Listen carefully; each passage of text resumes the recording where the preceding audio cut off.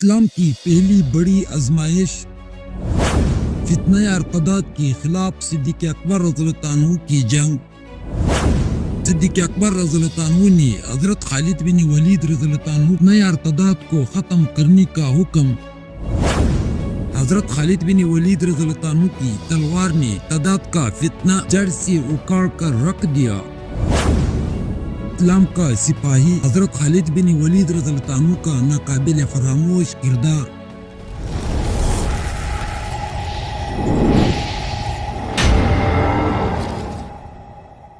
جزیرہ عرب کی باشندوں کی اکثریت ان خانہ بدوشوں کی تھی جو کبھی کسی قانون کی پابند نہیں رہتے۔ وہ نہ کسی مذہب کے پیروکار تھے اور نہ شہرت اور تمدن کی مبادی سے واقف تھے۔ کفر و شرک چھوڑے ہوئے انہیں بہت زیادہ عرصہ نہیں گزرا تھا۔ فطری طور پر انسان کی طبیعت اپنے پرانے دستور کی طرف مائل ہوا کرتی ہے اور چاہتی ہے کہ اپنے گزشتہ اخلاق و عادات پر ہی کاربند رہے۔ اسلام نے ان پر کچھ پابندیاں عائد کی، ان کی طبیعتوں کے خلاف ان کو بعض قوانین کے ماننے پر مجبور کیا۔ جہالت کی عادت کے مطابق بدلہ لینے سے ان کو روک لیا۔ زنا کی سزا سنگساری مقرر ہوئی۔ چوری کی بدلے ہاتھ کاٹنے کا حکم دیا اور پھر ان احکام کے ساتھ ساتھ اسی حالت میں جب ان کو آن حضرت صلی اللہ علیہ وآلہ وسلم کی وفات کی خبر ملی تو انہوں نے سوچا کہ اسے نئے دین اور نئی پابندیوں اپنے آپ کو چڑھانے کا یہی بہترین موقع ہے۔ وہ 3 جماعتوں میں تقسیم ہو گئی۔ ایک جماعت وہ تھی جو اسلام پر قائم رہنے کا تو دعویٰ کرتی تھی، لیکن انہوں نے زکوٰۃ کو ادائیگی سے انکار کر دیا۔ دوسری جماعت وہ تھی جو اسلام کو چھوڑ کر اپنے آبائی مذہب کو اختیار کر گئی، اور تیسری جماعت ایسی بھی جو اسلام سے منہ پھیرنے کے بعد اپنے آبائی مذہب کی طرف نہیں گئی بلکہ جھوٹے نبیوں کی پیروکار بن گئی۔ اس تیسری جماعت کا یہ خیال تھا کہ آن حضرت صلی اللہ علیہ وآلہ وسلم کی وجہ سے قریش کا قبیلہ سربلند ہوا، اسی طرح ہم بھی ترقی کے منازل طے کر لیں گے۔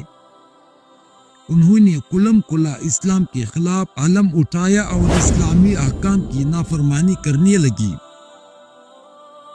اس طرح تمام سرزمین عرب میں اس طرح کی کیفیت نمودار ہوئی۔ لوگ دوبارہ نصرانیت اور شرک کی طرف بھاگنے لگے۔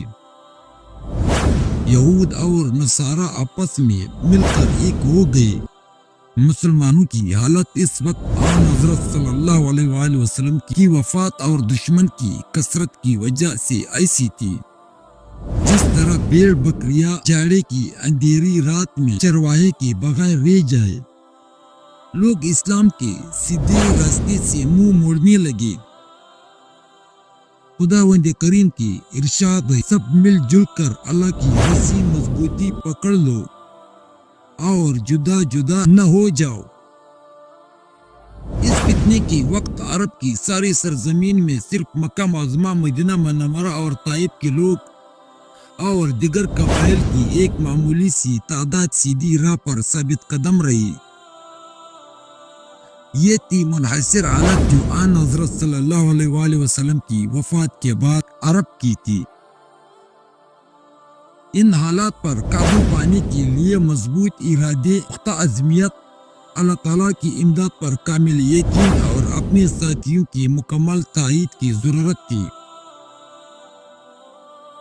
حضرت ابوبکر صدیق رضی اللہ عنہ میں یہ تمام اوصاف موجود تھے۔ چنانچہ جس طرح آپ نے اس وقت اپنی ثابت قدمی دکھائی تھی اور اس طرح آپ نے فتنہ ارتداد کا مقابلہ بھی پوری شدت سے کیا اور اسلام کو تباہی اور بربادی سے بچا لیا۔ آن حضرت صلی اللہ علیہ وآلہ وسلم کی وفات کا اثر حضرت ابوبکر صدیق رضی اللہ عنہ سے زیادہ کس پر ہو سکتا تھا؟ آن حضرت صلی اللہ علیہ وآلہ وسلم نہ صرف ان نبی تھے بلکہ ان کے عمر بھر کے ساتھی بھی تھے۔ یہ حضرت صدیق اکبر رضی اللہ عنہ ہی تھے جو آن حضرت صلی اللہ علیہ وآلہ وسلم کی معمولی سی اشارے پر اپنے گھر کا تمام مال و متاع لا کر آپ صلی اللہ علیہ وآلہ وسلم کے قدموں میں ڈال دیا کرتے تھے۔ یہ حضرت صدیق اکبر رضی اللہ عنہ کی شان تھی کہ احد اور حنین کی لڑائیوں میں آپ صلی اللہ علیہ وآلہ وسلم سے ایک لمحے کے لیے الگ نہ ہوئے۔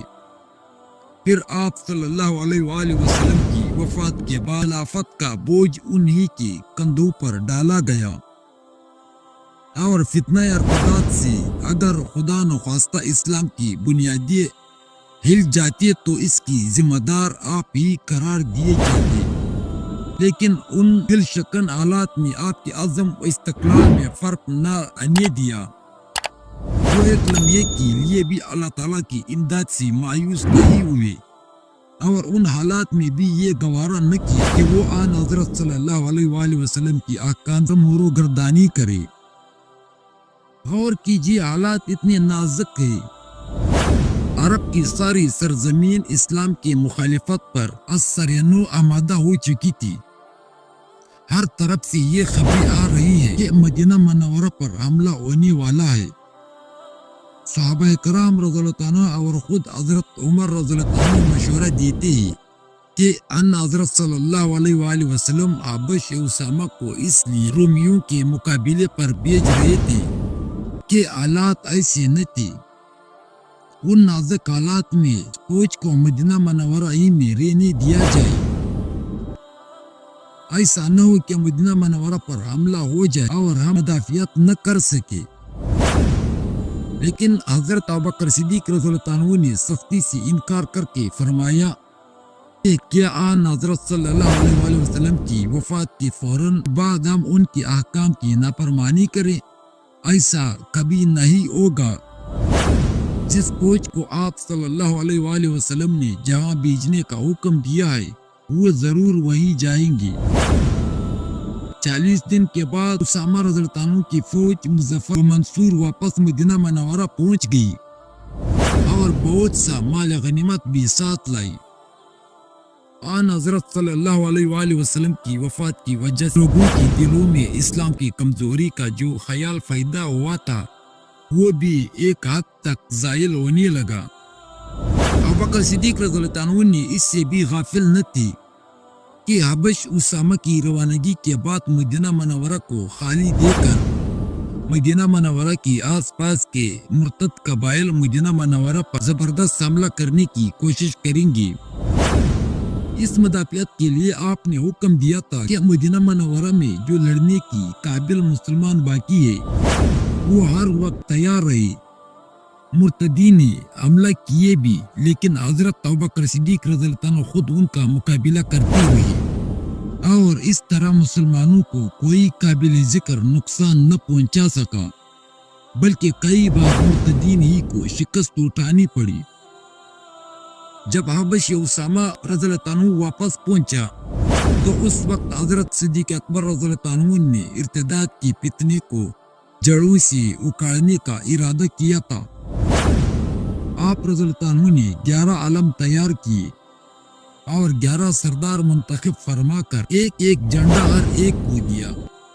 ان کو روانہ کرنے سے پہلے آپ نے ایک عام فرمان لکھا اور اس کے متحد نقول قاصدوں کے ذریعے ہر مرتد قبیلے کے پاس بھیجے اور ان کو حکم دیا کہ ہر قبیلے میں جا کر تمام لوگوں کو ایک جگہ جمع کرے اور یہ فرمان سب کو سنا دے۔ فرمان میں قبائل کو دوبارہ اسلام لانے کی دعوت تھی۔ اس فرمان کو قاصدوں کے ذریعے سے بھیجنے کے بعد آپ نے ایک ایک دستہ فوج ہر سردار کے حوالے کیا اور ان کو حکم دیا کہ مکہ معظمہ و طائف وغیرہ مقامات پر جہاں جہاں اسلام کی ثابت قدم قبائل ملے ان میں سے کچھ لوگوں کو قبائل کے گھر بار کی حفاظت کے لیے چھوڑ کر باقی کو ساتھ لے جاؤ۔ پہلا جھنڈا حضرت خالد بن ولید رضی اللہ عنہ کو دیا گیا اور حکم دیا کہ پہلے طلحہ بن خولید اسدی پر حملہ کرے۔ اور اس مہم سے فارغ ہو جانے کے بعد مقام بطا میں جا کر مالک بن نویرہ الصادق کا طلب کما کرے